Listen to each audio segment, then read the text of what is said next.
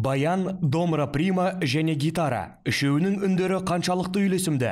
Елордалық филармония артистері аталған аспаптардың мүмкіндіктерін барынша сынап көру мақсатында онлайн концерт ұйымдастырды. Инструменты очень хорошо подходят. Бұл аспаптардың дыбысы бір арнаға тоғысқанда керемет үйлесімділік пайда болады. Бүгінгі тәжірибемізге біз гитараны да қосып көреміз. Өйткені Баян мен домра прима бұрыннан-ақ бірге ойналып келеді. Сондықтан бүгінгі концертте біз олардың қатарына гитараны да қосып, өзгеше дыбыстар үйлесімділігіне қол жеткізбекшіміз. Концерт бағдарламасына артистер түрлі дәуірлердің композицияларын таңдап алған. Осылайша музыканттар бұл аспаптармен Йоганн Себастьян Бахтың шығармаларын, халық әндерін, тіпті эстрадалық композицияларды да орындауға болатынын көрсетті.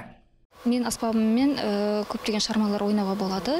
Қазақ шығармаларын, орыс шығармаларын және шетел шығармаларын ойнауға болады. Шығармаларыма тоқталсам, ең бірінші Тәттімбеттің 205 жылдығына орай Қосбасар шығармасын таңдадым.